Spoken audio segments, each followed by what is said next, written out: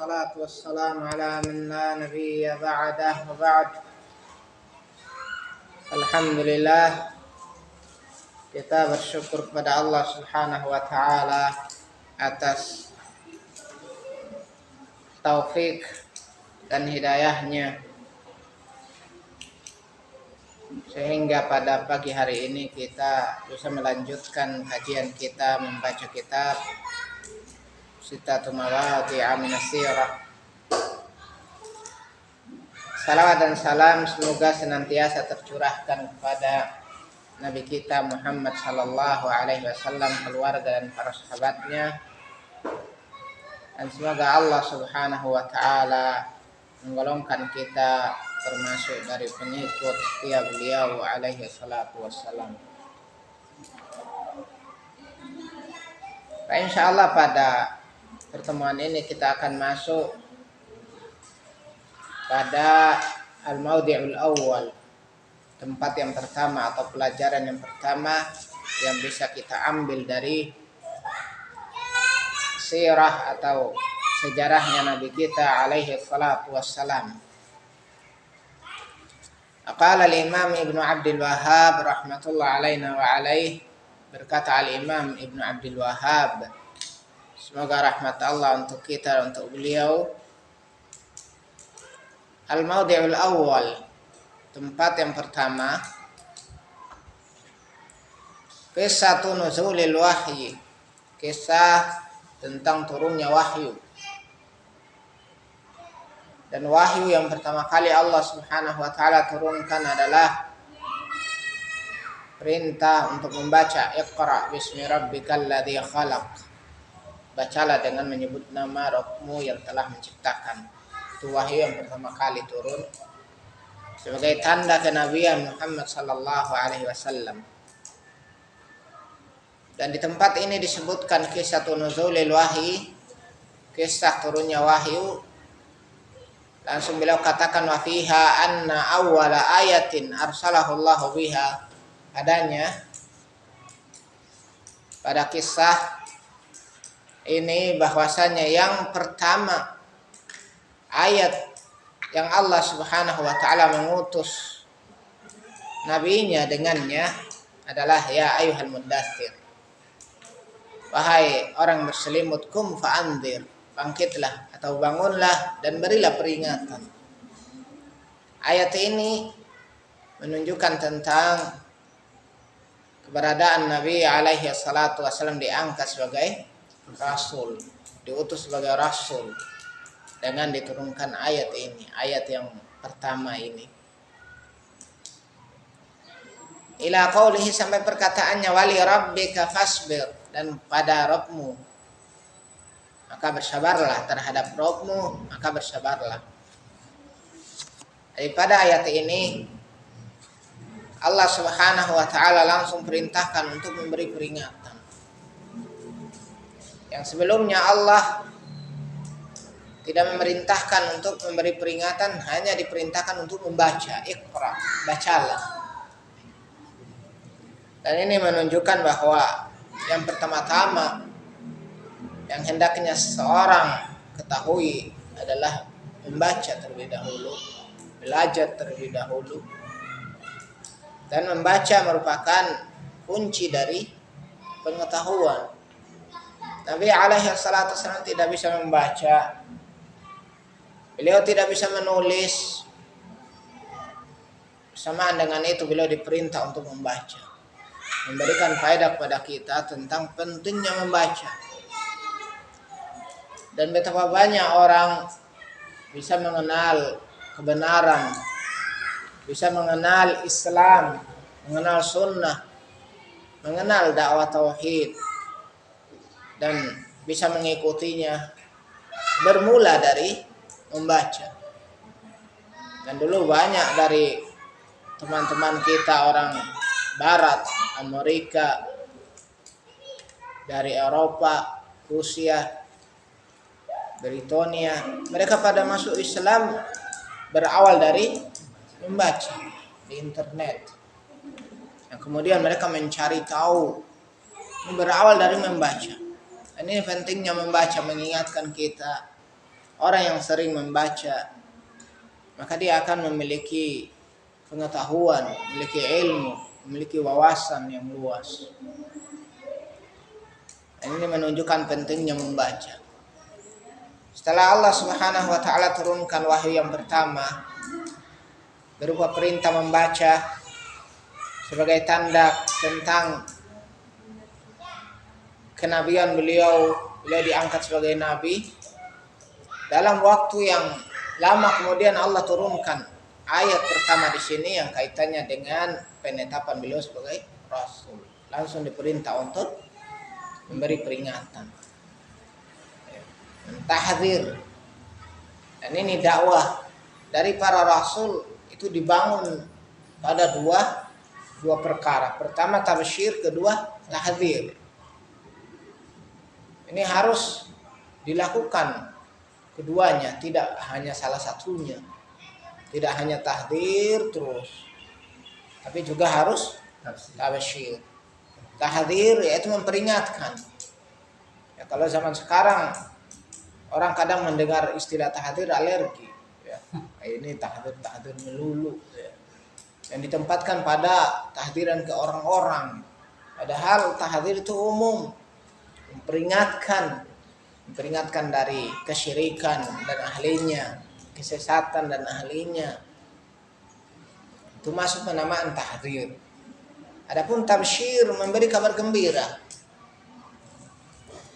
Memberi kabar gembira. Yang Nabi alaihi salatu wassalam telah lakukan semuanya. Beliau keluar ke pasar, ke jalan-jalan, lalu mengatakan kepada manusia, ayuhan nas, qulu la ilaha illallah tuflihu. Wahai manusia, ucapkan la ilaha illallah, kalian akan beruntung. Ini tabsyir, memberi kabar gembira. Artinya dengan mengucapkan la ilaha illallah, maka keberuntungan akan diraih. Keberuntungan akan diperoleh. Hanya saja mereka tidak mau mengucapkan. Karena mereka tahu makna, tahu kandungan dari la ilaha illallah. Kalau mengucapkannya, maka harus meninggalkan agama nenek moyang.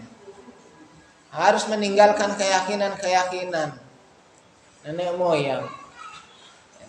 Harus mengkufuri agama nenek moyang. Ini yang paling berat, yang membuat Abu Thalib tidak mau mengucapkannya karena tahu konsekuensinya harus mengkufuri agama ayahnya Abdul Muttalib. Tahu konsekuensinya harus membenci agama selain Islam. Dan Abu Jahal serta yang lainnya tahu kalau sudah mengucapkan la ilaha illallah, maka konsekuensinya harus benci terhadap agama nenek moyang. Makanya Abu Jahal bersama temannya katakan kepada Abu Thalib, atarghabu an millati Abdul Muttalib, apakah kamu benci terhadap agama Abdul Muttalib? Ya, kalau mengucapkan la ilaha illallah, maka harus benci. Nah, ini yang berat bagi orang-orang musyrik zaman dahulu. Mereka jujur dalam ucapan, tidak mau ucapkan karena tahu harus diwujudkan dengan kejujuran perbuatan untuk berlepas dari agama kesyirikan. Harus dinampakkan bentuk kejujuran ucapan dan perbuatan, berlepas diri atau mengkufuri atau membenci agama nenek moyang. Dan ini yang paling beratnya, orang menganggap mengikuti dakwah tauhid itu beratnya ini. Karena harus mengkufuri agama nenek moyang. Ya. Harus benci. Makanya mereka tidak mau mengucapkan. Orang musyrik jahiliyah tahu maknanya. Nabi alaihissalam jamin sekali ucapkan selamat. Cuma mereka tidak mau ucapkan. Ya. Beda dengan orang-orang munafik yang kemudian setelah hijrah ke Madinah, orang munafik mudah mengucapkannya. Karena mereka para pendusta. Tidak jujur pada ucapan, tidak jujur pada perbuatan. Mereka dengan gampang mengucapkan tapi masih melakukan kekufuran dengan sembunyi-sembunyi, menampakkan keislaman. Artinya mereka di sini ya, bermain-main terhadap kalimat la ilaha illallah ini, hanya sekedar mereka ucapkan. Dan Nabi alaihi salatu wasallam memberi tabsyir, kabar gembira bagi siapa yang mau mengucapkan la ilaha illallah, terutama di akhir hayat. Di akhir hayat mengucapkan la ilaha illallah, maka Allah jamin surga baginya. Ini bagi orang mengucapkannya yang tentunya hanya tidak sekedar mengucapkan, tapi meyakini tentang kufurnya agama nenek moyang yang teranggap hanya agama Ibrahim alaihi salatu wassalam, itu agama Islam. Dan sini sebutkan ila qaulihi, sampai pada perkataannya wali rabbika fasbir, dan terhadap Rabbmu bersabarlah. Ini konsekuensi kalau sudah mentahdzir, memberi peringatan terhadap kesyirikan, terhadap ahlinya, maka konsekuensinya akan ada gangguan. Makanya diperintahkan bersabar.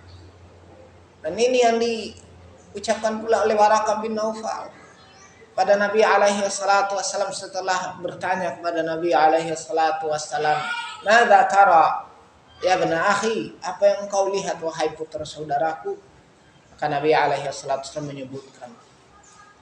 Waraqah pun katakan, "Hadza namus." Ini namus yang pernah turun kepada Musa alaihi salatu wassalam. Kemudian Waraqah pun mengucapkan tekadnya, kalau masih kuat, masih hidup, masih memiliki kekuatan, akan membela Nabi alaihi salatu wassalam.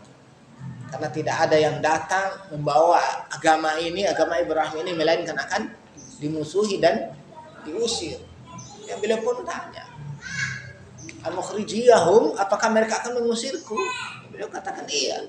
Tidak ada seorang pun yang membawa agama ini melainkan akan dimusuhi. Ya, dimusuhi. Kalaupun tidak diusir tapi terasing sendiri. Ya. Dimusuhi oleh siapapun. Makanya di sini Allah perintahkan wali rabbika fasbir, terhadap Rabbmu maka bersabarlah. Ini karena berat konsekuensinya. Ya, kan berat menghadapinya, maka memerlukan kesabaran yang penuh.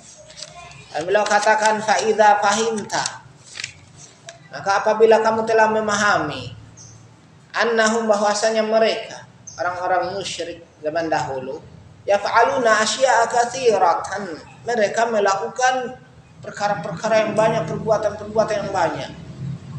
Ya. Ya'rifuna annaha minadz-zulmi wal 'udwan. Mereka mengetahui bahwasanya termasuk kezaliman dan termasuk dari permusuhan. Ya, menimbulkan permusuhan, kezaliman, misli zina, seperti zina. Ya. Mereka tahu. Wa arafta aidan annahum yaf'aluna syai'an minal ibadah. Dan engkau ketahui juga bahwa mereka orang-orang musyrik zaman dahulu yaf'aluna syai'an, mereka melakukan sesuatu minal ibadah, dari ibadah. Jadi orang musyrik zaman dahulu jangan dikira mereka itu hanya melakukan kesyirikan saja, hanya melakukan perbuatan keji saja, jangan mengira. Ya. Ternyata mereka apa disebutkan yaf'aluna syai'an minal ibadah. Orang-orang musyrik zaman dahulu melakukan pula suatu perkara dari ibadah. Yataqarrabuna biha, mereka mendekatkan diri dengannya ilallah, kepada Allah. Jadi mereka di satu sisi beribadah. Ya. Mithlil haji wal umrah, mereka haji dan umrah. Ya, ini orang musyrik dahulu, haji dan umrah. Jadi jangan kemudian tertipu. Wah, ini kan mereka masih haji. Mereka kan masih jadi pengurus haji. Jangan, kalau hanya menilai itu, penjajah Belanda dulu menjadi pelayan haji Indonesia. Mereka siapkan kapal-kapal jamaah haji dilayani untuk haji ke Indonesia, ke Mekah. Ya, terkenal kapal dagangnya mereka itu pada musim haji dipakai untuk jamaah haji. Mereka antar, jamin keamanannya, dilayani pelayan, enggak seperti sekarang rumet. Sama dahulu haji gampang, tinggal daftar langsung berangkat. Ya, itu pelayanan Belanda saat menjajah. Apakah kemudian dianggap Belanda baik? Ya, tidak. Ada dari mereka bahkan menampakkan keislaman juga. Ya. Ini zaman jahiliyah sudah ada haji, umrah, karena ini syariat dari Ibrahim alaihi salatu wassalam. Mereka lakukan. Wasadaqati, sedekah alal masakin, atas orang miskin. Oh, jangan ditanya. Orang paling dermawan itu orang Arab. Zaman jahiliyah itu dermawan sekali mereka. Melayani tamu, membantu orang-orang miskin, berinfak tidak hitung-hitung mereka kalau infak. Mereka itu kalau berinfak sampai sekarang kebiasaan mereka turun-temurun orang Arab kalau berinfak beri tidak nanggung-nanggung. Ya.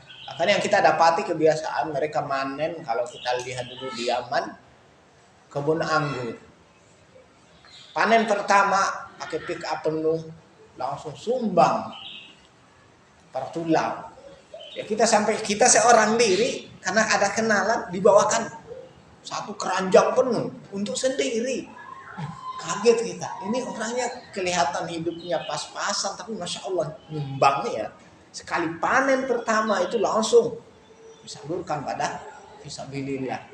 Nanti panen berikutnya baru mereka jemur, mereka untuk kebutuhan mereka ya dijemur. Itu mereka orang-orang Arab kalau bersedekah luar biasa. Ini zaman jahiliyah mereka bersedekahnya banyak. Wal ihsani ilaihim wa ghairi dzalik, berbuat baik kepada orang-orang miskin dan selain itu dari amal-amal saleh. Akan kemarin khutbah Jumat kita sebutkan, ternyata mereka jaga puasa Asyura. Puasa Asyura yang jatuhnya besok mereka jaga benar-benar. Ya. Orang muslim kadang ya enggak puasa, mereka puasa. Apa yang dilakukan oleh mereka amal-amal saleh bukan? Amal saleh. Jangan mengira enggak bertauhid saja mereka. Mereka juga bertauhid terkadang. Ya. Nanti kita akan baca pada surat An-Najm yang dibacakan oleh Nabi alaihi salatu wasallam pada mereka pada perintah sujud. Mereka ikut sujud semua. Wasjudu lillahi wa'budu, sujudlah kalian kepada Allah dan beribadahlah kepadanya. Seketika mereka ikut sujud sekalian. Sujud kepada siapa ini? Tidak sujud pada Lata, Uzza, tidak, sujudnya mereka kepada Allah. Serentak mereka sujud kepada Allah. Hanya satu orang tidak mau sujud. Enggak, dia ngambil tanah langsung nempelkan di jidat. Cukup saya begini saja. Yang lain sujud. Bermanfaat tidak? Ini tauhid bukan ini? Tauhid. Sekali sujud saja membuat Saharatu Fir'aun, para tukang sihir Fir'aun masuk surga. Sekali sujud bukan? Sekali sujud. Mereka bertobat saat melihat mukjizat Nabi Musa alaihi salatu wassalam. Para penyihir Fir'aun kemudian mengucapkan amanna bi rabbil alamin, Rabbi Musa wa Harun. Kami beriman kepada Rabb semesta alam, Rabb Musa dan Harun. Mereka buktikan dengan sujud. Sebutkan oleh ahli tafsir sujud syukur. Sampai dari pendapat menyebutkan, di antaranya pendapat Ibnu Abbas atau yang lainnya menyebutkan mereka menyekutukan Allah 60 tahun. Allah ampuni mereka dengan sebab sekali sujud. Sujud itu utama kan ya? Paling utama. Orang musyrik sujudnya mereka bermanfaat? Tidak bermanfaat. Tidak bermanfaat sujudnya mereka tadi. Orang musyrik ketika dibacakan surat An-Najm mereka ikut sujud tidak bermanfaat. Kenapa? Ternyata mereka masih mencampur adukan antara tauhid dengan kesyirikan. Ada orang mengatakan mereka itu hanya tauhid rububiyah saja. Mengikrarkan Allah itu menciptakan, menghidupkan, mematikan, memberi rezeki dan macam-macam mereka sebutkan.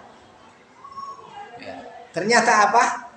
Tidak hanya itu, mereka juga mentauhidkan Allah dalam masalah ibadah. Uluhiyah mereka juga menampakkan terkadang di saat naik kapal. Idza raqibu fil fulki da'u Allah mukhlishina lahuddin. Apabila mereka naik kapal, mereka berdoa hanya kepada Allah, mengikhlaskan doa, mengikhlaskan ibadah hanya kepada Allah. Tapi apa? Falamma najahum ilal barri idahum yusyrikun. Tatkala Allah selamatkan mereka sampai di daratan, ternyata mereka kembali lagi pada kesyirikan. Jadi jelas di sini mereka ternyata orang-orang musyrik jahiliyah pandai melakukan amal-amal saleh, melakukan tauhid, bahkan haji umrah. Ya. Mereka lakukan puasa, mereka lakukan sedekah, berbuat baik, mereka lakukan semua. Namun apa? tidak ada manfaatnya, tidak ada gunanya. Allah bahkan menyatakan qadimna ila ma amilu min amalin faja'alnahu haba'an mansura. Kami hadapi dari apa yang telah mereka lakukan berupa suatu amalan, lalu kami menjadikannya bagaikan debu berterbangan, tidak ada nilainya. Ikhwan fiddin rahimakumullah, ini menunjukkan tentang pentingnya mengenal sirah seperti ini, sehingga kita tahu, sehingga kemudian kita jangan kemudian salah menghukumi orang musyrik jahiliyah, menganggap mereka itu hanya kesyirikan saja yang mereka lakukan, mereka itu hanya berbuat keji saja, hanya menzalimi saja. Ternyata kebaikan-kebaikan mereka juga banyak, hanya saja tidak teranggap, diabaikan oleh Allah Subhanahu wa taala karena mereka masih tetap bertahan di atas kesyirikan mereka.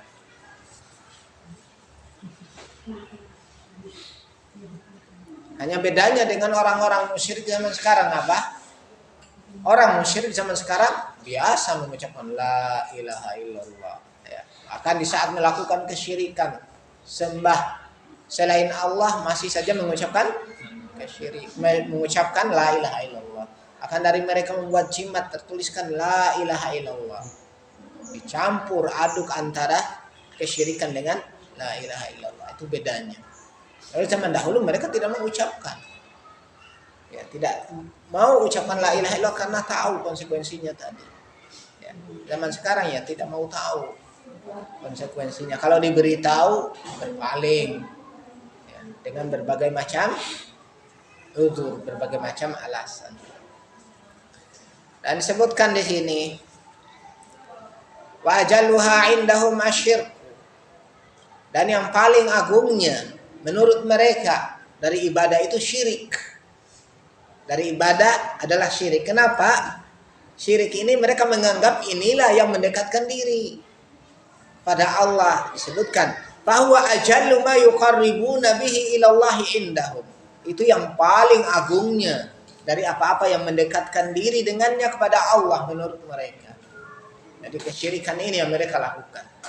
Kama dzakarallahu anhum, sebagaimana Allah menyebutkan tentang mereka, annahum qalu, bahwasanya mereka katakan, ma na'buduhum illa liqarribuna ilallahi zulfa, tidaklah kami beribadah kepada mereka kecuali supaya mendekatkan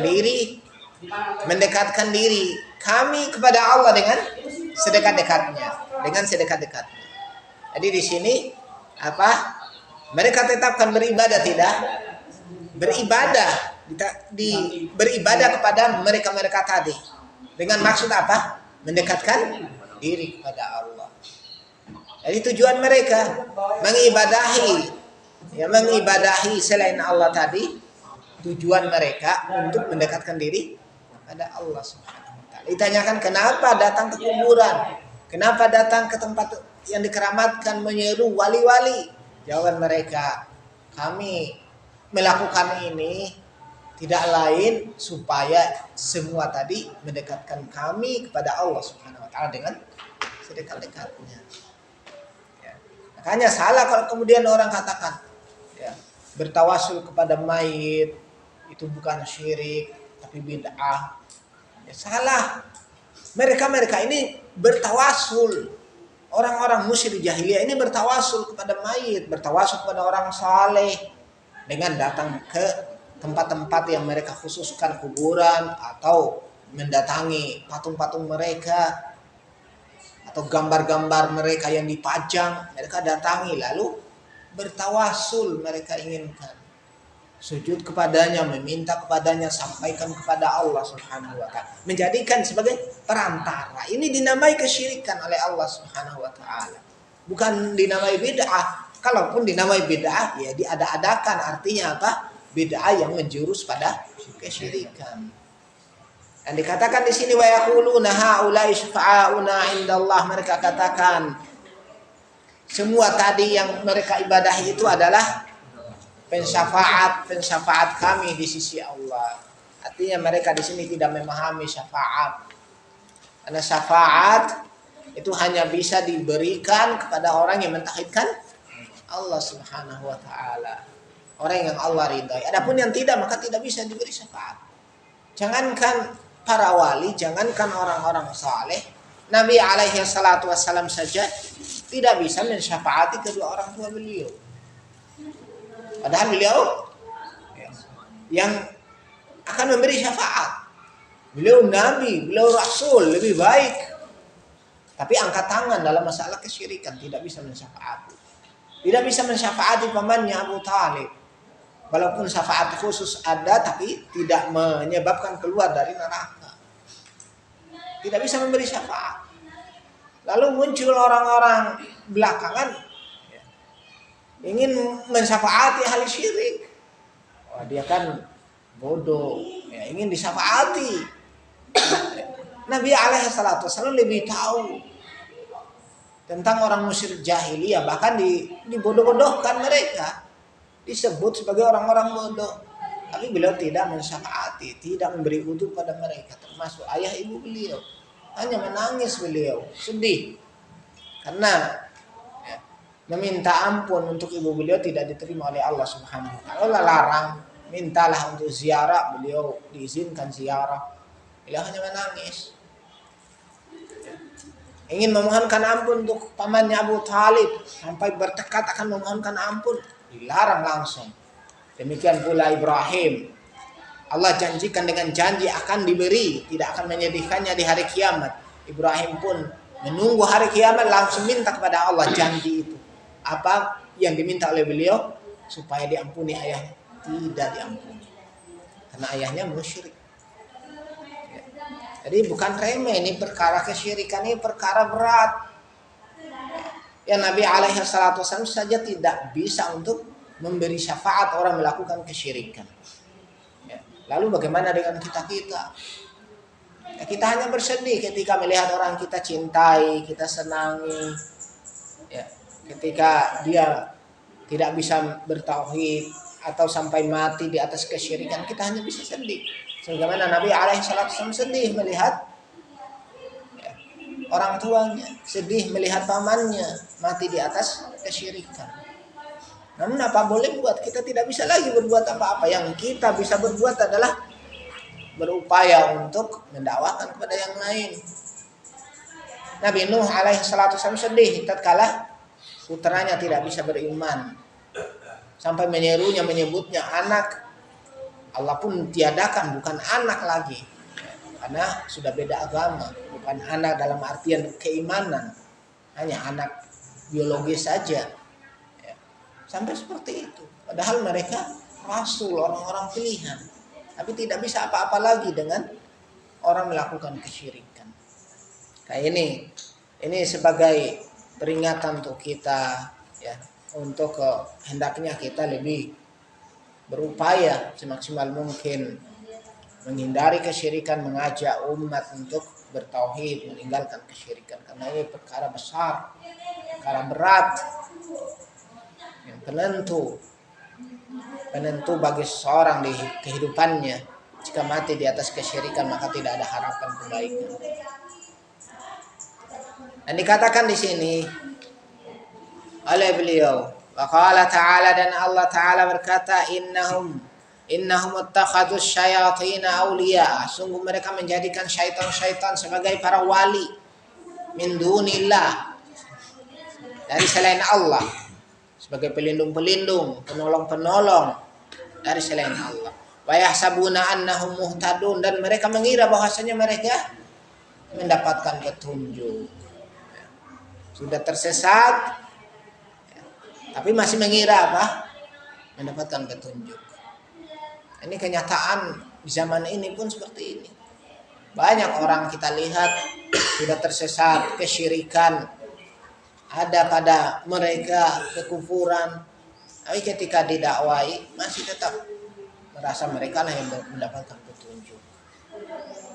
Padahal nyata-nyata menjadikan syaitan sebagai wali-wali. Jadi mungkin akan katakan, tidak, kita tidak menjadikan syaitan sebagai wali. Ya, karena ketidaktahuan mereka tentang syaitan itu sendiri. Syaitan ada dari kalangan jin dan ada dari kalangan manusia. dari kalangan manusia ya orang-orang kafir, para taghut yang menyerukan kepada kesyirikan, dijadikan sebagai wali, pelindung-pelindung, sebagai penolong-penolong. Tapi lagi kalau menjadikan syaitan dari kalangan jin sebagai wali, ini lebih menyesatkan lagi. Dan beliau katakan fa awwalu ma amarahu Allahu bihi al-inzaru anhu. Dan yang paling pertama yang Allah perintahkan dengannya adalah al-inzaru anhu, memperingatkan darinya, dari kesyirikan. Yang pertama-tama. Ini yang paling pertama-tama. Qabla al-inzari 'aniz zina was-sariqati wa ghairihima. Sebelum memperingatkan dari zina dan mencuri serta yang lainnya. Ya, karena zina, mencuri dan yang lainnya itu sudah diakui oleh orang-orang musyrik kan sebagai perbuatan maksiat. Mereka sudah tahu ini perbuatan tercela, zina, mencuri dan yang lainnya. Sudah tahu mereka ini maksiat. Akan umat manusia seluruhnya mengakui ini kan keburukan, ya, mengakui. Jadi ini sebelum ini diperingatkan, yang paling pokok diperingatkan kesyirikan. Kesyirikan yang pertama-tama diperingatkan oleh Nabi alaihi salatu wassalam. Karena kalau ini sudah selamat, yang lainnya insya Allah akan mudah. Ketika seorang sudah meninggalkan kesyirikan, sudah mentauhidkan Allah, maka amalan-amalan kebaikan setelahnya akan dia lakukan.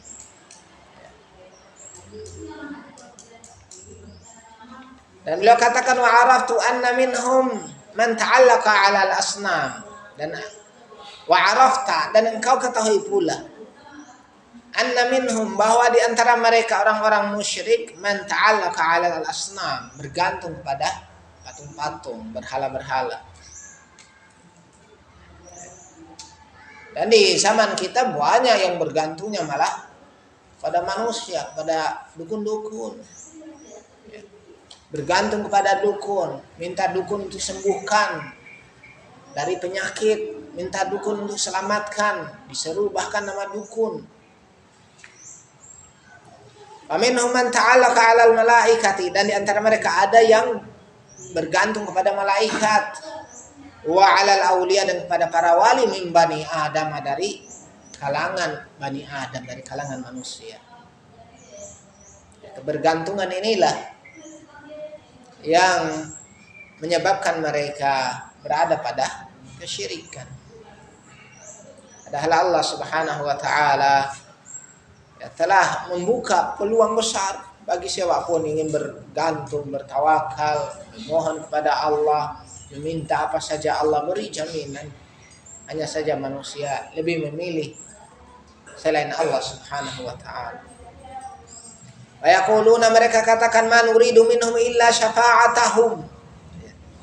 Orang-orang musyrik katakan, kami tidak inginkan dari mereka tadi, para wali-wali tadi, malaikat dan yang lainnya tadi, kami tidak inginkan dari mereka illa syafa'atahum, kecuali syafaatnya mereka. Mereka tidak memahami syafaat itu kapan akan berlaku, akan bisa mengambil syafaat itu kapan. Syafaat nanti datangnya di akhirat, nanti terjadinya, bukan di dunia. Ini di dunia sudah minta syafaat, pada mayit lagi yang diminta. Sementara mayit sendiri memerlukan syafaat pula. Mayit sendiri memerlukan, minta untuk didoakan. Jangankan umumnya manusia, para sahabat saja memerlukan ampunan. Sudah diampuni tapi masih memerlukan permohonan ampun. Udah tahu sahabat kalau mereka sudah diampuni tapi masih saja butuh terhadap permohonan ampun.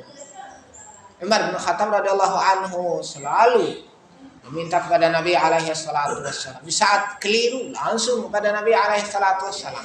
Kadang perkara yang masih boleh diucapkan ternyata ditegur oleh Nabi alaihi salatu wassalam, langsung minta pada Nabi alaihi salatu wassalam dimohonkan ampun. Ada perkara apa? Lihat Nabi alaihi salatu wassalam berbaring di tikar yang kasar sampai berbekas pada kulit beliau, terlihat bekas-bekas tikar.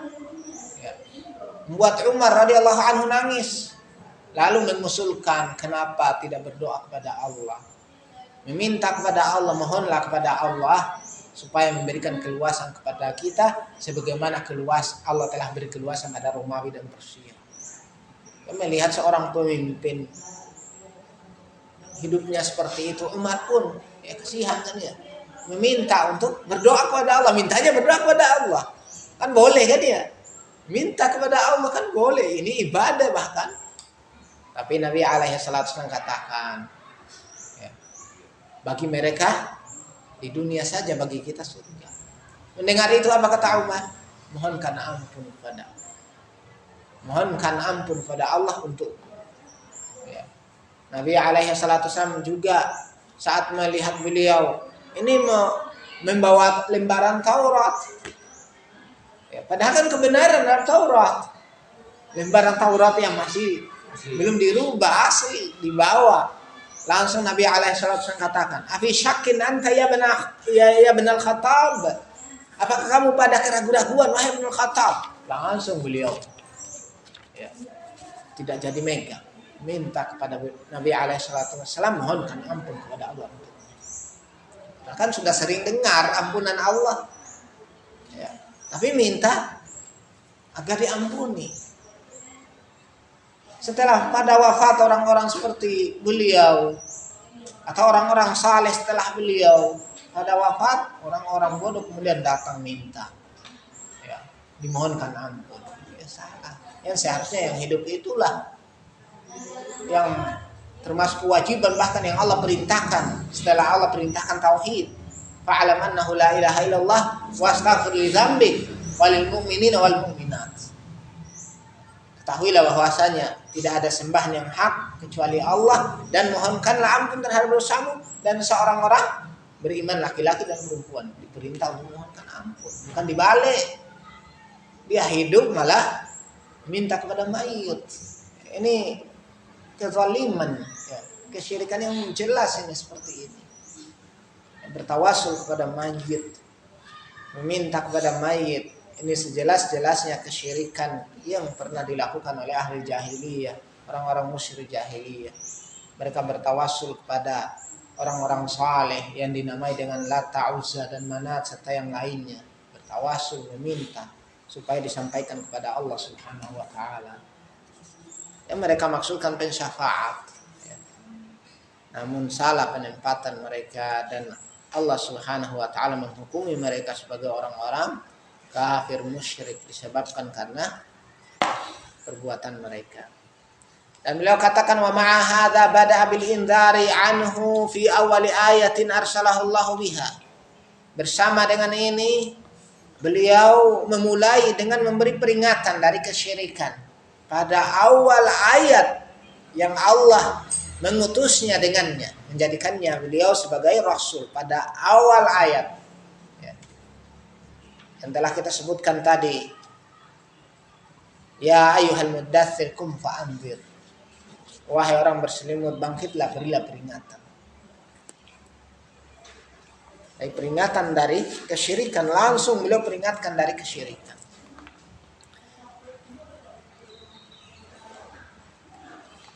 Fa in ahkamta hadhil mas'alata faya busyrak, maka jika telah jelas bagimu tentang masalah ini, maka berbahagialah, ya, bergembiralah ketika memahami hal ini. Karena banyak orang kan tidak memahami. Orang tidak memahami kesyirikan. Kalaupun memahami kesyirikan, nanti akan berlapang dada dengan ahli syirik. Tidak ada lagi berlepas diri dari ahli syirik. Padahal hakikatnya mengetahui kesyirikan sekaligus mengetahui ahlinya dan kewajiban berlepas diri. Dan kita ingatkan lagi, berlepas diri dari kesyirikan bukan berarti dari ahli syirik, bukan berarti kemudian kita ya, tinggalkan mereka. Dilihat siapa yang berhak ditinggalkan, siapa yang tidak. Ahli syirik, apalagi masih keluarga, terlebih lagi orang tua, teman-teman. Ketika ahli syiriknya tidak memusuhi, ketika ahli syiriknya masih baik dengan kita pada perkara dunia, kayak kita diperintah juga berbuat baik kan ya. Yang Allah bahkan perintahkan tentang orang tua. Ya. Wasahibuhuma fid dunya ma'rufa, tergaulilah keduanya di dunia secara ma'ruf, walaupun keduanya itu musyrik kafir. Kita diperintah. Jangan kemudian difahami wal bara'atu minasyirki wa ahli, berlepas diri dari kesyirikan dan ahlinya, tinggalkan semuanya. Ya. Kapan terus mau berbakti kepada orang tua? Nabi alaihi salatu wasallam telah terapkan makna dari itu, bara'atu minasyirki wa ahli, berlepas dari kesyirikan, ahlinya juga. Ketika ahlinya memang sudah tidak mau, sudah memusuhi. Ini contohkan oleh Ibrahim berlepas diri dari ayahnya Azar. Kenapa? Karena Azar sudah ngancam kan ya, sampai mengancam, ingin menghukum. Yang lebih parah dari itu membiarkan kaumnya Ibrahim dibakar, masuk pada persekongkolan. Maka Ibrahim pun berlepas diri. Nabi alaihi salatu wasallam juga berlepas diri dari Abu Lahab, Abu Jahal atau kerabat-kerabatnya, karena mereka menampakkan permusuhan. Adapun yang mau baik akan dijalin hubungan silaturahim. Ya. Abu Talib beliau tetap berbakti padanya sampai wafatnya kan. Ya. Tidak ditinggalkan kemudian. Dan juga di saat ibunya Asma datang di Madinah minta izin kepada Nabi alaihi salatu wassalam, Nabi alaihi salatu wassalam katakan sambung rahim dengannya, silaturahim dengannya, tetap diperlakukan dengan baik. Ya, bukan dipahami kemudian langsung bara, tinggalkan semua, tinggalkan tidak. Ya, kapan melakukan kebaikan? Kita diperintah untuk membalas kebaikan. Kalau tidak bisa lagi membalas dengan bimbingan untuk menjadi ahli tauhid, ya perlakukan di dunia dengan cara baik. Dicontohkan oleh para salaf bagaimana mereka memperlakukan orang tua. Abu Hurairah hijrah dari Yaman ke Madinah masih sempat bawa ibu, padahal ibunya musyrikah, dibawa. Ya. Tidak kemudian ditinggal, dibawa, masya Allah, masih menginginkan kebaikan kepada ibunya. Di Madinah tinggal di suatu rumah. Abu Hurairah mulazamah terus menerus menuntut ilmu, ibunya di rumah. Dan suatu saat ibunya pun mencela Nabi alaihi salatu wassalam. Ya, orang kafir, orang muslim saja kalau mencela Nabi jadi kafir kan ya. Ini mencela Nabi sudah musyrikah, ya, sudah non muslim, mencela Nabi lagi. Abu Hurairah hanya bisa menangis. Ini ibunya menginginkan kebaikan kepada ibunya, datang kepada Nabi alaihi salatu wasallam menangis, mengeluhkan tentang apa yang diperbuat oleh ibunya. Setelah itu meminta kepada Nabi alaihi salatu wasallam, memohonkan hidayah untuk ibunya kepada Allah Subhanahu wa taala. Beliau pun langsung berdoa. Allah pun beri hidayah kepada ibu Abu Hurairah. Betapa gembiranya Abu Hurairah. Ini sebagai pelajaran untuk ikhwah ataupun siapapun yang masih memiliki orang tua, manfaatkan. Kalaupun orang tua sempat mencela, ya selama tidak memusuhi tadi, masih bisa dipergauli dengan baik, masih bisa berlaku baik, maka manfaatkan peluang seperti ini. Sebagaimana dicontohkan oleh para salaf kita orang belakangan, kita hanya meniru mereka, menyontoh mereka. Bagaimana mereka berakhlak, bagaimana mereka menerapkan al-wala wal bara. Dan kemudian beliau katakan khususan idza arafta anna ma ba'daha a'zamu minas salawatil khams. Terkhusus lagi jika engkau telah ketahui bahwa apa yang setelah itu lebih besar lagi daripada salat 5 waktu. Ya. Memperingatkan kesyirikan paling besarnya perkara, mentauhidkan Allah paling agungnya perkara yang lebih besar daripada salat 5 waktu. Walam tufrad, dan tidak diwajibkan salat 5 waktu tadi illa fi lailatul Isra, kecuali pada malam Isra Mi'raj. Sanata asyara, pada tahun yang 10 ba'da hisar asy-syi'bi wa mauti Abi Talib, ya setelah pengepungan orang-orang Orang-orang Mekah mereka memboikotan terhadap Nabi alaihi salatu wassalam dan orang-orang beriman. Wa mauti Abi Thalib, setelah wafatnya Abu Thalib. Wa ba'da hijrati al-Habasyati bisanatain, setelah hijrah ke Habasyah 2 tahun. Setelah hijrah ke Habasyah. Jadi hijrah ke Habasyah setelah 2 tahun kemudian ada kewajiban salat. Yang sebelumnya ada salat, yang salat yang masih dilakukan sebagai salat sunnah, salat malam, itu yang dilakukan oleh Nabi alaihi salatu wassalam, yang masih sering melakukan. Salat itu terwariskan dari ajarannya Ibrahim alaihi salatu wassalam, masih dilakukan dan menetapkan kewajibannya setelah Nabi alaihi salatu wassalam Isra Mi'raj. Jadi setelah dakwah 10 tahun di Mekah mendakwahkan tauhid dan akhlak, setelah itu baru kewajiban salat. Artinya di sini kewajiban tauhid itu lebih agung, yang paling dinomorsatukan, baru setelah itu salat. Kemudian beliau katakan fa idza arafta anna tilkal umura al-katsirata wal adawata al-balighata kullu dzalika inda hadhihi al-mas'alati qabla fardhis shalah. Maka jika kamu mengetahui bahwa perkara-perkara yang banyak,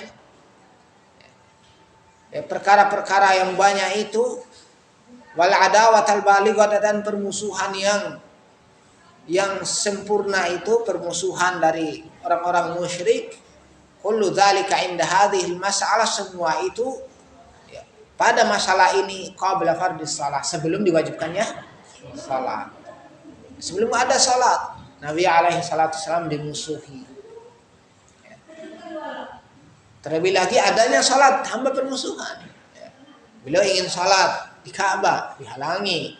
Abu Bakar ingin salat di Masjidil Haram, dihalangi. Sampai Abu Bakar pun membuat masjid di pinggir rumah. Masjid pertama kali dalam Islam yaitu Masjid Abu Bakar. Dibangunlah masjid pinggir rumah beliau. Beliau salat di situ, itu pun dihalangi.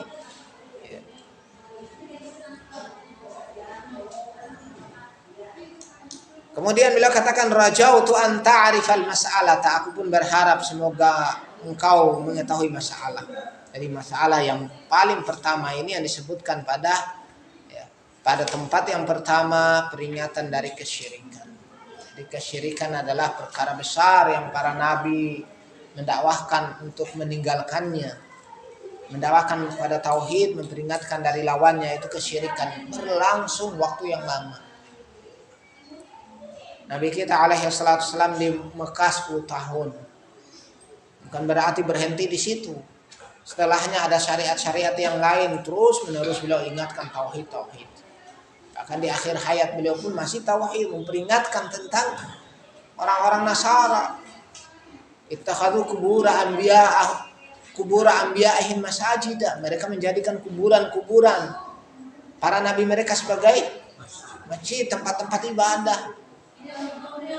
Dan beliau menyebutkan mereka haula'i syirarul khalq atau syirarun nas, mereka itu seburuk-buruk manusia indallah, di sisi Allah. Beliau peringatkan. Demikian pula salat, beliau peringatkan pula sebelum wafat, as-salata.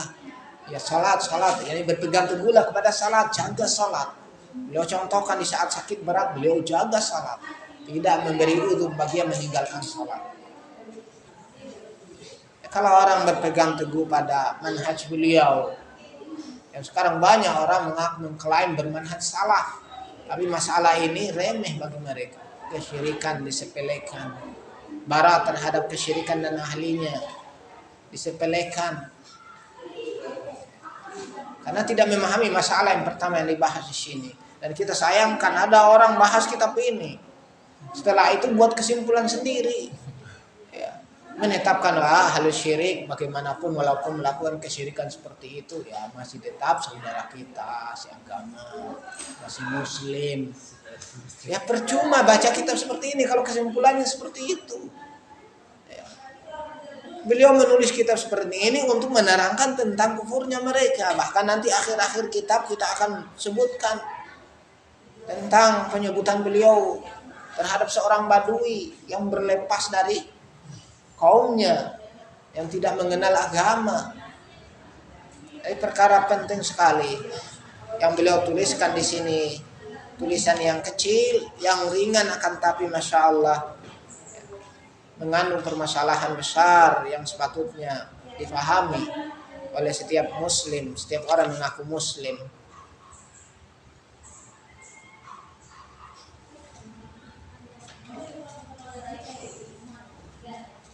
Ada pertanyaan? Kita tadi mulai 9:30 ya. Ini sudah 10:30, sudah 1 jam. 10:30 ya. Sudah 1 jam ya. Ada mungkin pertanyaan? Kita cukupkan satu tempat saja, insya Allah setiap pertemuan satu tempat.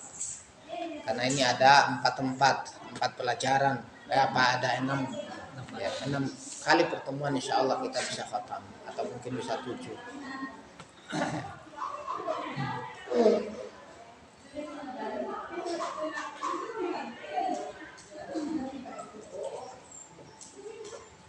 Enggak masalah kan di sini. Nggak, Ini punya masjid.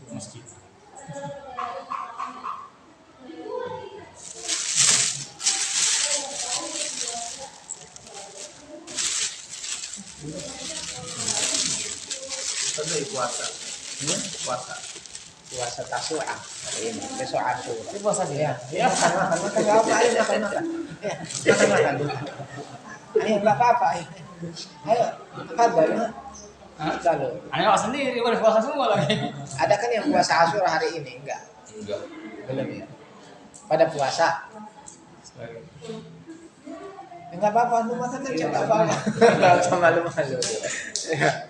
Ada yang minum karat, ada yang sekarang ya Tasu'a. Ya yang mengikuti barat dan barat Amerika sudah hitung hari ini tanggal 10. Karena mereka lebih awal kan melihat hilal.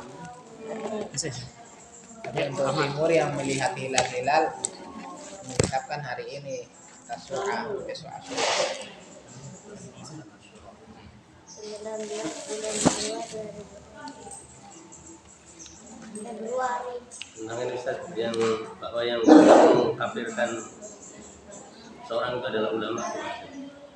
Kalau mengkafirkan seseorang itu hanya ulama, harus ulama, ya tidak harus.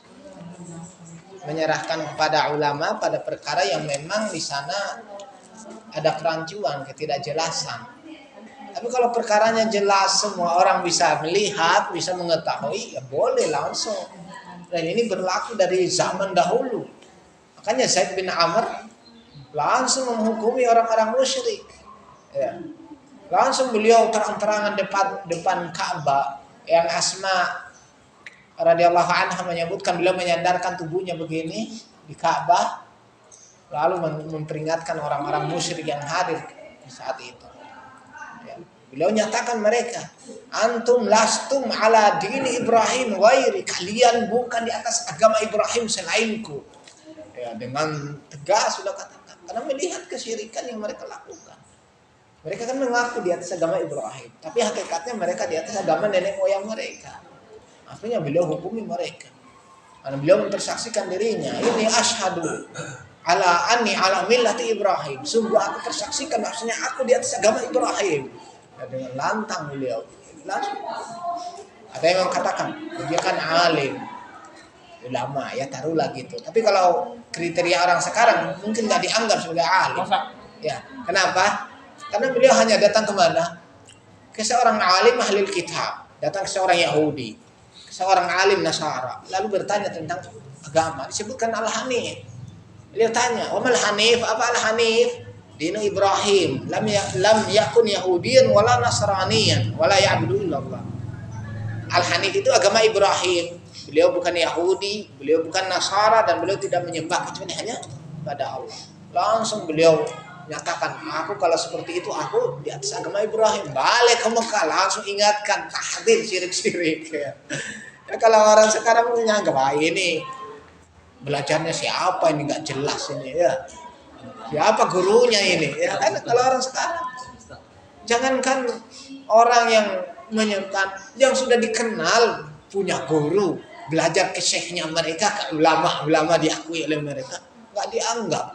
Ya, wah ini ya talibul ilmi ini ya tidak berhak untuk menghukumi. Padahal masalah kesyirikan jelas Badui saja di zaman Al-Jahm bin Safwan, di saat seorang Badui zaman dahulu fasih lisannya melihat Jahm bin Safwan yang pentolannya Jahmiyah, pendiri faham Jahmiyah, dinisbatkan kepadanya kan, langsung mendengarkan ucapannya yang menetapkan Allah itu As-Sami la sam'alah, hanya saja tidak memiliki pendengaran. Ya. Allah Al-Basir, akan tapi tidak memiliki pandangan. Ya. Jadi meniadakan sifat-sifat bagi Allah Subhanahu wa taala. Al-Jahm bin Safwan. Langsung Badui pun katakan, ini kafir. Kafir dia. Ya, secara fitrah dia hukumi kafir. Kemudian menyebutkan kafir juga orang yang berkata dengan perkataannya. Lalu pergi dia. Ya tidak ada kita dapati ahli ilmu zaman itu mengingkari hukumannya. Diakui bahkan ya memang Jamin Safwan jelas atas hukum itu. Badui tadi ya benar menghukuminya, tidak ada yang menyalahkan. Ya, siapa yang menyalahkan? Mungkin belakangan paling ya. Kalau zaman dahulu nggak ada kita tidak dapati riwayat menyebutkan salah si Badui tadi. Ini Badui. Ya kita ketika dapati tidak masalah ketika kita lihat ini sudah melakukan kesyirikan nyata, ini syirik ya dihukumi sesuai zahirnya di atas kesyirikan itu. Dan ini tidak mesti ahli ilmu yang menghukumi, bahkan Syekh bin Baz yang lainnya pernah ditanya masalah itu. Apakah harus yang menghukumi itu ahli ilmu? Ya, siapapun bisa kalau memang zahir nampak. Yang kita kan lihat zahirnya, ya. Ketika sudah zahir seperti itu boleh dihukumi. Ya. Tidak kemudian mengambil haknya ulama. Wah, ini merendahkan ulama. Ini nanti akan bawa kepada syubhat-syubhat yang nanti akan jadi syubhat orang musyrik. Ya, nantinya akan jadi syubhat orang musyrik. Mereka itu ya pembelaan, jadinya pembelaan. Kita khawatirkan ini akan membahayakan, membahayakan. Oleh karena itu ya dalam perkara menghukumi ini siapapun boleh menghukumi ketika itu nampak. Sampai nanti persyaratkan yang kita dapatkan dari sebagian Majawirah yang menyebutkan seenaknya menghukumi belum belajar kitab tentang ahkamur riddah katanya. Belum belajar tentang hukum-hukum kemurtadan. Ya. Sampai seperti harus belajar itu dulu. Nah, nanti kalau sudah belajar, jangan dulu hukumi. Sampai jadi alim dulu, belajar terus sampai jadi alim baru boleh hukumi. Nah, ini membuat aturan-aturan sendiri dalam agama seperti ini. Jadi kembali kepada menghukumi secara zahir tadi. Sudah nampak zahir. Itu sudah jadi hukum. Bahkan Nabi SAW menyebutkan tentang orang yang memerangi penguasanya. Beliau katakan tidak boleh. Apa ketentuan beliau? Ketentuan yang beliau tetapkan, hatta tarau, sampai kalian melihat kufran bawaha, ada kekafiran yang terang-terangan. Ya kalau sudah terang-terangan ya boleh. Namun itu kembali kepada kaidah, nanti lihat masalah mafsadahnya. Ya ketentuannya kalau sudah kufur jelas. Berarti sini apa? Udah boleh kan? Perkataan beliau sampai kalian siapa yang beliau maksudkan? Mencakupi siapa saja yang berilmu pun tidak kan ya. Kalau sudah lihat terang-terangan kufurnya itu terang jelas, ya sudah langsung hukumi berarti kan. Ini dipahami seperti itu. Kita bawakan dari seperti ini, nanti dikatakan, siapa yang paham ini, pahamnya dia sendiri, mana ulamanya. Ya sampai segitu sebabnya. Kita katakan dalil kalau sudah jelas, ya para salaf langsung menerima. Dalil memerlukan nanti cari penjelasan ketika ini dimungkinkan nanti ada takwilan kan ya.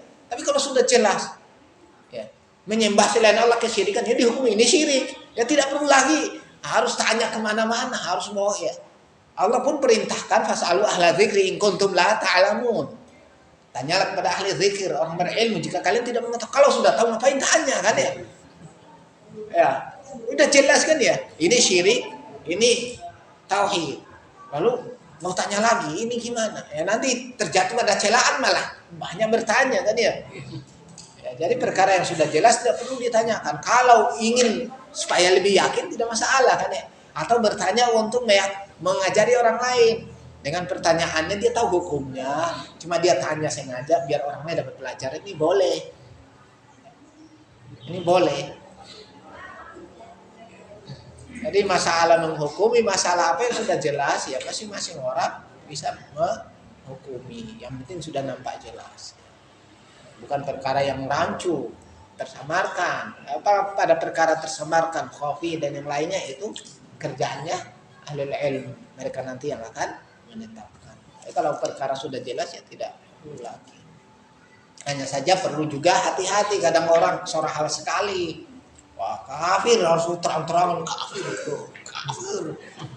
Siapa dia? Kafir tidak? Kafir, kau harus kafirkan. Ya, ini nanti akan mengundang madarat ya.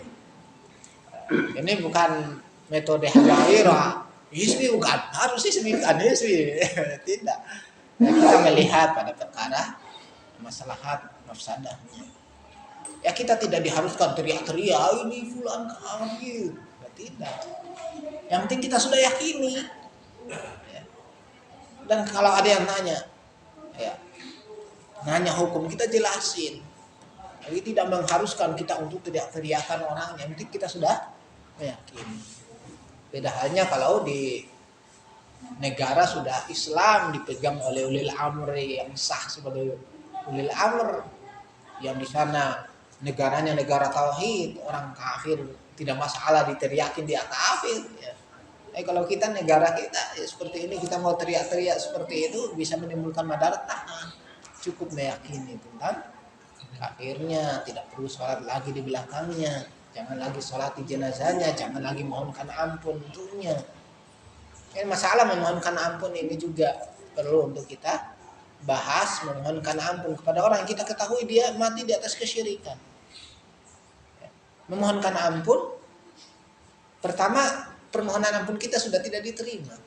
Kedua, kalau kita tetap mohonkan ampun kita terjatuh pada larangan, kan sudah dilarang oleh Allah Subhanahu wa taala, nabinya saja dilarang jangan mohonkan ampun lagi. Ya. Lalu ada orang dia kan masih muslim. Gimana ini musyrik? Tetap dia mohonkan ampun, tapi dia terjatuh pada larangan. Nabi alaihissalam ingin salatkan Abdullah bin Ubay bin Salul. Umar tegur, munafik, rasul munafik, gimana mau disalatkan? Bila pun menyebutkan aku hanya diberi pilihan, artinya boleh, masih boleh salat. Langsung Allah turunkan peringatan, jangan sekali-kali berdiri untuk salatkan, dilarang langsung. Ya. Yang penting kita sudah tahu si fulan ini menampakkan kekafiran, dia mati di atas kekafiran, kesyirikannya, sudah berpaling, jangan salatkan, jangan mohonkan ampun.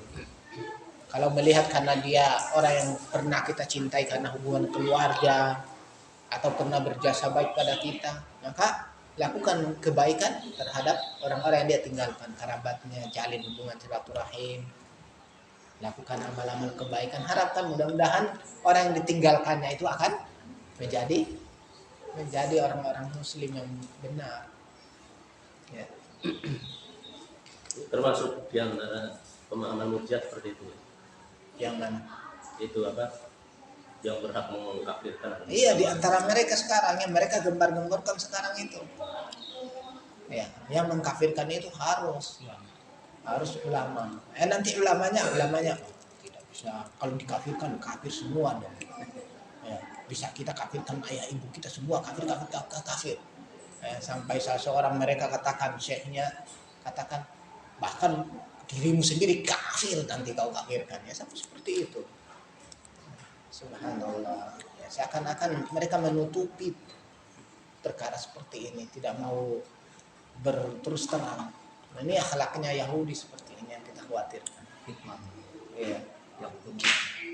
Kita khawatirkan seperti akhlaknya Yahudi. Makanya Yahudi ahlul kiblah dengan Yahudi yang sesungguhnya itu ada kemiripan-kemiripan. Di antaranya kebenaran ditutupi. Tidak mau mengambil ilmu kecuali dari kalangan mereka sendiri. Ya, ini yang parah. Hanya kebenaran yang disampaikan dari kita atau dari yang lain ditolak. Ibnu Sirin katakan, in hadzal ilma dinun fanzur amman ta'khuduna dinakum. Ilmu ini agama, maka lihatlah pada siapa kalian ambil agama. Jangan ambil ini. Wah, ini khawarij. Ini gitu. Nah, mereka hanya khususkan ilmu pada mereka, akhirnya pemikiran mereka terus berkembang. Itu terus yang mereka bawa turun temurun. Ada yang menyampaikan, wah ini pemikiran khawarij, tinggalkan, jangan bawakan. Ya akhlaknya Yahudi seperti itu, tidak mau kebenaran itu dari yang lain.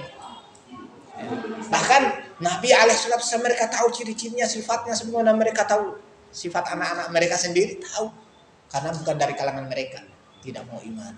Ini akhlaknya Yahudi ahli kiblat kan seperti itu. Pilih kasih pula dalam menghukumi. Wah ini kan ini diterapkan. Akan ada kecocokan, ya, ada kecocokan dalam masalah akidah seperti itu. Masalah selamat tolak. Ustaz, gimana hukumnya karena ada cerita seorang orang kafir lah itu yang lagi simpatik tuh, pengen belajar Islam gitu. Cuma dia duduk di situ, dia nggak kajian ada orang dia duduk situ dengerin. Lalu pas udah mau sholat, tengkor mau Ustaz, namanya siapa? Misalnya Ustaz. Oh nggak boleh di sini karena belum syahadat gitu. Di luar dulu ya gitu. Ada seperti itu. Hanya teman tuh agak kecewa gitu. Kan ini orang Kristen lah gitu. Dengerin kan dia pengen tahu gitu. Tapi karena di bawah bersyahadat nggak boleh di sini. Itu di masjid, dia di masjid itu misalnya gitu. Hanya nggak boleh di luar aja dulu gitu. Saya apa sih? Mau gimana hukum seperti itu? Dibolehkan kan orang Boleh. Bahkan yang salah dia mengatakan tidak boleh. Ini orang mau datang untuk mau belajar, mau tahu. Seharusnya orang seperti itu dilindungi. Yang Allah Subhanahu wa taala katakan, wa in ahadun minal musyrikin istajaraka fa'ajirhu hatta yasma' kalam Allah. Jika ada seorang dari orang-orang musyrik, ini belum tahu Al-Qur'an, belum tegak hujjah, tapi Allah sudah namai musyrik. Jika ada salah seorang dari orang-orang musyrik minta perlindungan, lindungi dia hatta yasma' kalam Allah, sampai dia mendengarkan kalam Allah. Yang dengan itu apa? Bisa jadi dapat hidayah. Jadi ketika ada orang itu lagi datang di masjid, enggak masalah. Dia duduk mau dengarkan ilmu, biarkan. Tidak masalah masjid itu dimasuki oleh orang kafir. Karena yang najis hanya etikat mereka, bukan badan mereka. Mereka duduk jangan sampai dipel. Yang najis itu etikat mereka, keyakinan mereka. Biarin dia duduk. Nabi alaihissalam dahulu ikat seorang yang kafir di masjid. Bahkan pernah menyebutkan akan ikat ifrit, sehingga anak-anak Madinah jadikan permainan.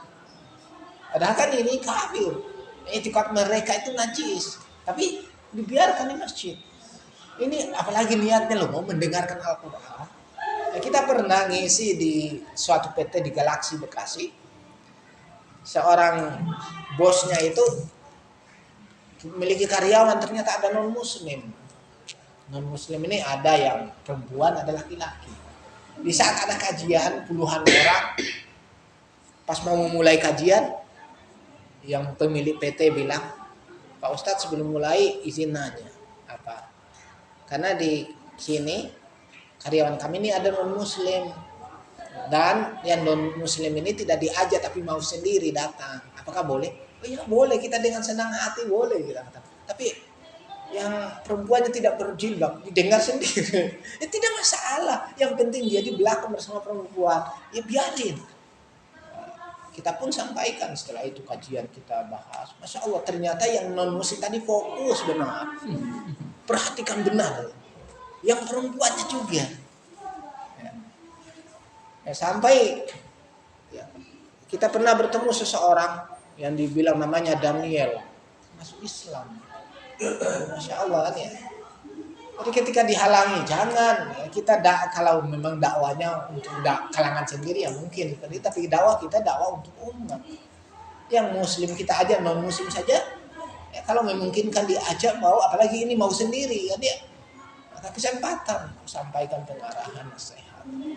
Nah itu perkara yang memang sudah ada dasarnya, sudah dicontohkan di zaman salaf seperti itu. Kalau dikatakan tidak boleh tadi perlu dahulu ya. Dibiarkan orang seperti itu datang mendengarkan ilmu. Kadang dengan sebab itu orang mendapatkan hidayah. Jangankan itu, kadang kita kalau dulu sama waktu yang ngaku sabitin dulu ya, atau salafiyin yang dulu kita gabung yang dinamai RRI sekarang, itu kalau kita jadi pengurus itu kajian, kita kadang sayangkan sikapnya orang-orangnya yang disebut ikhwah. Ini kalau ada orang awam datang, ini awam muslim, awam ingin datang dengarkan ilmu, ya kayak cuek-cuek gitu. Sampai ada kasihan duduk sendiri di lalu-lalang gitu. Kalian lihat temannya, kalau temannya tuh, masya Allah, disalib, dia dicuekin gitu. Kasihan dia sampai lihat-lihat gini. Alhamdulillah ada sampai anak Malaysia sampaikan ke kita, Ustaz itu loh. Kok kenapa ya? Itu kalau kita lihat tuh yang ikhwan sini kok gitu ya, ceria sama teman-temannya saja. Kalau orang-orang awam kok dicuekin. Yang lebih parah lagi disampaikan ke ustadznya, ditanya. Ustadznya bilang, kalau mau seperti itu ke jamaah kompor sana. Astagfirullah ya. Ini kurangnya perhatian ke jamaah kompor, jamaah tabligh, biar disayang saya dipijit-pijit, dikasih minyak wangi. Astagfirullah. Kita bilang bukan gitu ya. Perlakukanlah yang baiknya kita ketika sama teman gitu, orang yang mau kebaikan ya. Siapa minimalnya salam, senyum. Ini cuek gitu. Tapi sama semuanya, beluan senyuman. Ya kasihan orang seperti itu sampai terdiam sendiri, lihat. Akhirnya apa? Ketika dia pergi nanti gambarannya, itu memang kalangan sendiri, jamaah sendiri gitu. Akhirnya kesimpulannya gitu. Akhirnya nanti beranggapan, ini harus masuk jamaahnya dulu, jadi seperti mereka baru. Ya ada hal kita ya hendaknya terbuka. Ya siapapun kalau sudah datang ya tetap minimalah nyapa. Kalau meragukan Islam apa bukan, ini negeri Muslim kebanyakan katanya. Ya apa negara yang mendominasi Muslim, hukumi dulu Muslim. Sampai jelas kalau dia kafir baru kafir, tapi itu pun perlakukan ada bagaimana bertemu nyapanya. Soal sempurna dalam Islam. Dan yang kita dapatkannya ternyata masalah akhlak itu yang minim, yang kurang. Ya, karena meremehkan akhlak, padahal akhlak sendiri disebutkan ya, dinul Islam kulluhu khuluq. Agama Islam itu semuanya akhlak, kata Ibnu Qayyim. Jadi penting akhlak itu yang paling penting. Yang kita sebutkan tadi, Nabi alaihi salatu wasallam dakwahkan tauhid di Mekah 10 tahun ternyata bersama akhlak. Ya, yang Abu Dzar menyuruh Uwais adiknya untuk pergi melihat Nabi alaihi salatu wasallam apa yang didakwahkan. Ternyata apa? Nabi alaihi salatu wasallam disebutkan oleh saudaranya Uwais, ra'aituhu ya'muru bimakarimil akhlaq wa kalaman ma huwa bisya'b. Melihatnya menyerukan kepada kebagusan akhlak. Itu di Mekah awal-awal dakwahkan tauhid dan kalam yang bukan syair, maksudnya Al-Qur'an. Di sini ya prioritasnya masalah akhlak. Dan yang paling kita tidak suka itu ketika ada orang baru datang, ngajinya di mana? Ustadz siapa? Itu pertanyaan itu yang perlu dihindari ya. Jangan dulu gitu. Karena nanti bisa tersinggung orang. Ini memang ada. Dari situ kan nampak, ini ada kelompok-kelompok berarti. Tapi ketika datang perlakuan ikhwah, mau kenal apa atau pernah lihat, ini jamaah sana yang mungkin dia ingin suasana baru, ingin perbaikan. Sudah perlakuan. Jangan sampai lihat, ini sama hizbi fulan, nanti datang di majelisnya gini cuek. Ini memang terjadi yang kita alami itu.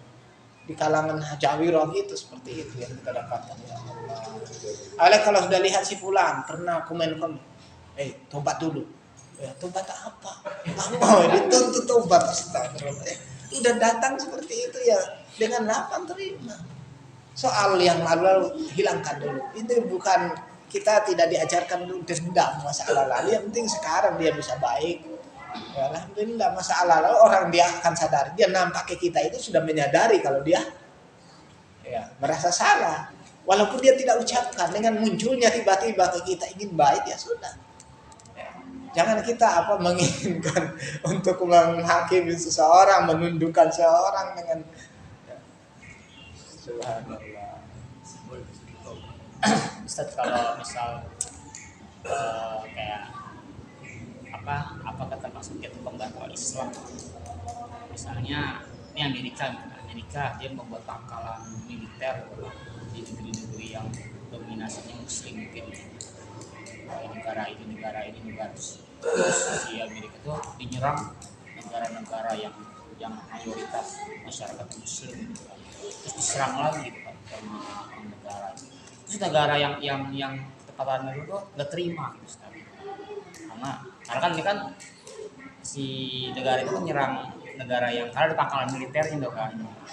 Apakah negara yang ngasih tempat fasilitas itu dia masuk pada Islam maksudnya? Ya tidak dimasukin secara mutlak itu, lihat karena itu kebijakan dari penguasanya. Ya, penguasa itulah yang Iya, penguasanya. ya, tidak kemudian negeri Bukan negeri, bukan. maksudnya penguasa. Itu kebijakan penguasanya menjadikan pelindung orang kafir. Nah, itunya yang dihukumi, tidak pada seluruhnya. Tidak, hanya saja yang dikhawatirkan nanti efeknya, fitnahnya, karena sudah mendatangkan gitu, diserang, terjadilah korban yang kena muslimnya selena gitu. Makanya kan zaman Nabi alaihissalam beliau tidak pernah, jangankan meminta pertolongan ya, mau satu orang saja nawarkan mau jadi pasukan ditolak oleh Nabi alaihissalam. Persyaratan Islam dulu. Artinya beliau tidak butuh dengan bantuan orang kafir dalam masalah jihad, masalah keamanan. Karena hadis yang sahih itu disebutkan ada seorang datang ingin bantu, beliau pun katakan tidak butuh dengan orang musyrik. Harus dia masuk Islam dulu. Bahkan satu menyatakan untuk aku berjihad ataukah aku masuk Islam? Lalu katakan aslim. Ya, masuklah Islam kemudian berjihad. Langsung masuk Islam berjihad. Lihat. Orang musyrik yang tadi datang dia relawan mau jadi pasukan ditolak oleh beliau. Ya, ini karena khawatir nanti akan jadi merusak. Ya, khawatir akan merusak. Beda halnya dengan munafik karena tidak nampak, kayak gabung saja. Ya. Tapi kalau ini sudah nampak orang kafir masuk, ya, walaupun targetnya Saddam Hussein dikafirkan, tapi kan di bawah Saddam Hussein itu muslim banyak. Kalau ya taruhlah Saddam Hussein kafir, tapi bukan berarti melumpuhkan dia, menghabisi kaum muslimin. Kan kesalahan memang fatwa itu mendatangkan Amerika menyerang Saddam Hussein. Itu kesalahan. Termasuk dikritik oleh ulama-ulama, hanya saja tidak ada suaranya di permukaan. Termasuk Albani ingkari juga itu. Kenapa Saddam Hussein ditargetkan tapi korbannya adalah untuk mencegah serangan Saddam Hussein, misalnya mau serang Saudi, tidak mungkin negara-negara lain biarkan Saudi, ya nih pusat Islam kan tidak mungkin, pasti akan dibantu. Hanya saja gitu. Makanya dari situ kan ya, termasuk kesalahan meminta tolong orang kafir. Karena dari zaman salam nggak pernah ada perang Muawiyah sama Ali. Ya, mungkin sekali kan orang kafir dimanfaatin kan mungkin, tapi mereka sejahat-jahatnya buat di zaman itu tidak pernah menggunakan orang kafir untuk melawan muslim. Tidak pernah mereka. Karena memang dari asalnya dalam Islam itu tidak pernah. Karena kalau meminta orang kafir sudah masuk menjadikan mereka sebagai wali. Ya. Bukan orang-orang mukmin lagi, ini yang bahaya. Ini yang akan masuk nanti pada mengarah pada pembatal keislaman nanti. Apalagi kalau yang diperangi orang muslim. Nah, itu yang dikhawatirkan. Minta bantuan orang kafir untuk merangi orang muslim. Ustaz, kalau konteks Taruhlah misalnya di Khawarij kan. Sekarang Khawarij dalam masalah apa? Khawarij kembali ke hukumnya. Khawarij itu kafir apa tidak? Nah, ini. Kafir tidak Khawarij. Ya, kalau misalnya dia kafir menurut kalian pun datangkan orang kafir, itu pun sudah salah. Apalagi kalau ini masih masuk muslim, hanya hukum kalian saja menghukumi kafir, itu datangkan orang kafir merangi. Nah, ini bahaya ini. Ya. Makanya perlu kehati-hatian. Makanya kan dari ulama itu jangankan yang berpegang pada si Al-Albani saja ingkari meminta tolong itu. Kenapa? Karena mereka datangkan Amerika punya pangkalan di situlah mereka menari-nari, berbuat-buat semau mereka. Rusak akhirnya apa? Negeri muslim jadi rusak. Nah, ini yang ditakutkan. Ya. Hanya yang dihukum itu yang membuat kebijakan tadi, menjadikan penguasa. Terus kalau misalnya konteks yang surat Rum tuh yang Rasulullah tuh senang kepada bangga kepada apa? Romawi ketika mereka berperang dengan Persia gitu kan lebih senang gitu. Itu nggak ada unsur jatuhnya apa namanya apa ya loyal gitu kan loyal senang gitu pada satu gitu Ya, itu berbeda sama kita beda. bantuan gitu ya. Beda. Kalau ini hanya senang, artinya tidak ikut terlibat kan ya. Hanya senang. Makanya kan dipakaikan dalil dari situ kejadian itu para ulama simpulkan dalilnya ketika Israel perang kita senang. Ya, kita senang. Dia perlu ikut membantu Iran, tidak perlu. Apalagi mau bantu Israel lebih-lebih ya tidak perlu. Nah, tapi kita senang. Ya, sama halnya senangnya Rasulullah ketika perang antara Persia Romawi. Karena hikmahnya dibalik itu mereka lemah kan nanti. Nah, makanya kan sisa sen dihabisi oleh Khalid bin Walid kan ya. Persia diporak-porandakan setelah itu. Makanya kalau sekarang perang Iran, Amerika perang ya biarkan perang kita gembira. Nah, nanti lemah mereka ya gua apa? Giliran Taifatul Mansurah akan beresin. Daulah tegas tidak. Tapi kalau sekarang menunjukkan bola ya remah gitu. Dikirimin satu roket ya udah habis. Jadi makanya dengan perang mereka itu suatu kabar gembira yang patut disyukuri. Sebagaimana dahulu menampakkan kecondongan yang harapan menang ya kita bisa mengharapkan yang menang Iran sajalah ya, biar kalah ini biar kapok kan ya. Nah kalau ingin gitu tapi yang cukup kita merasa senang dengan adanya itu dan tidak boleh dikatakan kemudian loyal kepada Romawi Rasulullah SAW ya tidak. Beliau sudah hukumi mereka kafir, bahkan mereka sudah hanya melihat dari sisi mereka ini masih yakini Allah, ya. Masih yakini Allah. Aja ini pemilu. Ya pemilu. Calonnya kita condong kemana tapi nggak ikut-ikutan. Yang dulu kan yang pernah anak diributin sama iya. Agar-agar yang nanya, ya kalau mau lihat perbandingan yang baiknya ini si fulan ya, baiknya hanya saja ya kita perjelas ya kita tidak milih mau lihat baik orang baik ya ini baik dari sisi manusianya bukan masalah ya kita sebut itu masalah baiknya kan kita gitu perbandingannya tadi Romawi mereka masih mengimani Allah kan ya kita sebutin seperti itu ya dulu sampai dibilang wah ini berharap demokrasi menang sampai seorang ustadz ya Allah ini berlebihan ini seperti ini ya, berharap sampai di karena tutupi hal itu cuma diangkat lagi sama adek kan ya sudah tanggapi akhirnya nah ini anak tanggapi waktu itu anak awalnya diamin ya karena anak dasar hukum anak tadi itu Rasulullah saja ya masih menganggap ini Romawi karena masih percaya Allah gitu. Kita menganggap sisi fulan karena masih terlihat kemuliaannya terhadap Islam kan masih ada ya. Kita bilang itu yang baik cuma saja kita sampai digambarin terus belum menyatakan tobatnya tobat itu coba menyatakan tobatnya gimana sih maunya mereka jadi maunya anak harus saya bertobat dari astagfirullah. Udah jam berapa? Termasuk fitrah ya, kecondongan seorang kepada fitrah. Iya.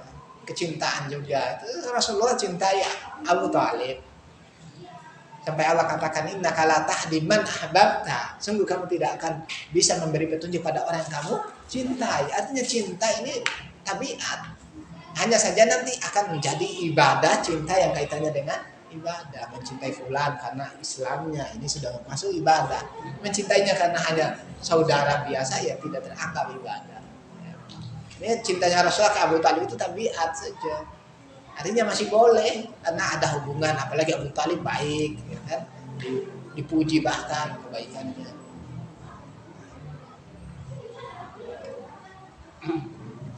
kalau kaidah ini tidak semua pelaku bid'ah ahlul bid'ah tidak semua pelaku musyrik itu gimana? Itu kaidah ya bisa dibenarkan juga tapi kalau untuk syirik ya mungkin ya perlu ditahui lagi syirik apa dulu nah, gitu harus ada perincian ya jadi kan memang dibikin kaidah seperti itu artinya diterapkan tidak semua ahlul bid'ah itu mubtadi'. Ya bisa benar, karena apa? Ada yang namanya bid'ah di sana yang sifatnya masalah furu', ya, bukan masalah usul. Ada bid'ah-bid'ah seperti amalia yang sholat, ada ya seperti ini. Apa mau dikatakan mubtadi'? Ya kan tidak. Ya, kalau dikatakan mubtadi', Utsman jadi mubtadi' nomor 1 berarti. Karena mensunahkan apa? Azan pertama. Azan pertama pada hari Jumat, dan itu pun beliau azannya di pasar, bukan di masjid. Ini kan pengadaan, dikatakan oleh sahabat Abdullah bin Umar, bid'ah. Adzanul awal yang Jumat bid'ah. Kunut subuh juga dilakukan kan setelah itu di zaman-zaman para imam. Dikatakan termasuk dari bid'ah oleh sahabat yang melakukannya. Jangan kemudian serta bid'ah tadi dol itu. Karena pemahaman itu, makanya saya habis itu katakan, saya bukan muhdas, tapi apa? Maksiat saja. Karena apa? Ingin biar tidak dibawa ke sana. Oh kan setiap bid'ah kan tadi gitu. Kalau yang ngebagi bahwa setahu kita kan namanya tawasul kepada orang-orang baik itu kan syirik gitu kan. Aku pernah dengar lagi bahwa lihat orang bertawasul ada syirik asgor, ada syirik akbar. Katanya kalian dengan jah, dengan kedudukan itu syirik asgor. Tapi kalau dengan zat itu syirik akbar gitu. Ini mas. Ada pernah seperti itu kan? Dengan jah aja ada kedudukannya gitu kan. Oh itu syirik asgor, nggak sampai mengeluarkan satu ke Islam. Sedangkan kalau yang di zat ini yang itu kisah yang disebutkan di sini, la ta'uzza dengan apa mereka? Jangan kan kedudukan Dengan karena zat. orang saleh, bukan karena zatnya, itu syubhat ya. Karena solehnya ya. Iya, karena salehnya. Bukan karena tubuhnya, kekar, bukan karena malaikat, tapi melihat karena kesalehan. Jadi itu rincian yang dibikin-bikin oleh Subhat itu. ya syubhat itu, syubhat. Kalau yang dipermasalahkan, kalau dibilang mungkin itu jahnya Nabi, ya bisa. Ya. Mungkin kalau di bawah di kedudukannya Nabi, kemuliaannya Nabi, bertawasul dengannya. Nah, ini. Tapi kalau yang selain Nabi, ya ini nggak maksudnya masuk. kita orang berdoa nih kepada Nabi lah, kalau Iya. Nabi Muhammad dengan jah kedudukan sekarang nih gitu kan. Ya Rasul dengan izinku kami minta gini gitu kan. Nah itu juga akbar apa asal gitu. Ya, kalau itu udah masuk Akbar ya? Iya, akbar. Hanya saya kan dipersisihkan ulama tadi ya, untuk masalah hukumnya khusus Nabi. Tapi yang benarnya walaupun Nabi, karena tidak diamalkan para salaf setelah itu, mereka datang ke kuburan meminta kepada kedudukannya, kehormatan, kemuliaannya. Namanya tawasul, semua mereka bertawasul karena kedudukan. Ya. Orang saleh bukan karena ketampanan mereka, tapi karena kesalehan mereka, ya, kebaikannya mereka.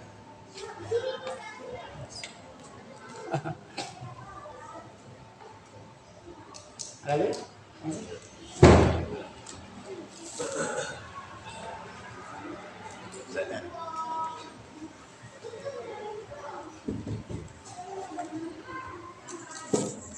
Alas.